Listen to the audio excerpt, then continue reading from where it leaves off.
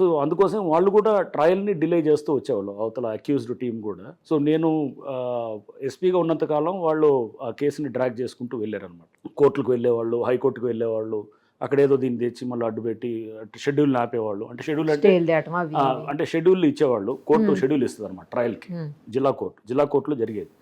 ఇచ్చినప్పుడు ఆ షెడ్యూల్ ఇచ్చినప్పుడు వెంటనే వాళ్ళు ఏం చేసేవాళ్ళు, దాన్ని ఏదో చిన్న పెట్టేసి మళ్ళీ లీగల్ టీం వాళ్ళ అడ్వకేట్స్ వెళ్ళేసి హైకోర్టులో దాన్ని మళ్ళీ పక్కన పెట్టి కొంచెం డిలే చేసేవాళ్ళు.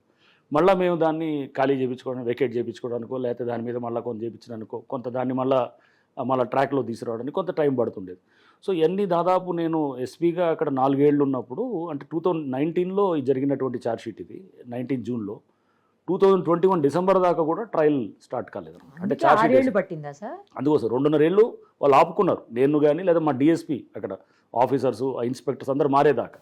అంటే ఆ టీం వెళ్ళిపోతే కనుక వీళ్ళు న్యాచురల్గా నెక్స్ట్ తర్వాత వేరే వచ్చే అధికారులు జనరల్గా అంత ఉండదు కాబట్టి వీళ్ళు ఆ దృష్టితోటి వీళ్ళు ఫస్ట్ నుంచి కూడా ఉన్నారు. సో మేము ట్రై చేసాం, బట్ ట్రయల్ అప్పటికి స్టార్ట్ కాలేదు. కానీ బాగా ఎన్ని ముందే ఊహించుకున్నాం, ఎన్ని అవుతాయని కూడా మేము ముందే ఊహించుకున్నాం. అండ్ పోలీస్ మీద కూడా చాలా అపవాదులు అప్పుడు ఆ టైంలో వేశారు. ఎందుకంటే డిలే అయినప్పుడు మారుతిరావు మేనేజ్ చేస్తున్నాడు, ఏది పోలీసుని అంతా హ్యాండిల్ చేస్తున్నాడు, అతను రాజకీయ పలుకుబడి ఉన్నాయని చెప్పేసి రకరకాలుగా వచ్చాయి. ఇప్పుడు చెక్ పెట్టినట్టు అయింది కదా. ఇప్పుడు ఎన్ని తర్వాత మారుతిరావే సూసైడ్ చేసుకున్నాడు. ఎప్పుడైతే ఛార్జ్ షీట్ బలంగా వేసామో ఆ తర్వాత అతను కూడా కొంత ఇది బహుశా అతనిలో రియలైజేషనో లేకపోతే సమ్ వాట్ ఎవర్, అతనికి ఒక బాధ లేకపోతే వాట్ ఎవర్ ఏదైనా కానీ ఒక ఫీలింగ్ అనేది అతను, నేను అనుకోవటం అంటే అన్నీ మొత్తం ఏది బిడ్డ ఇప్పుడు అంటే అతను చనిపోయాడు, బిడ్డ కర్స్ చేస్తుంది, తిడుతుంది ఇతన్ని, ఇవన్నీ అనుకోని కూడా తర్వాత ఇతనికి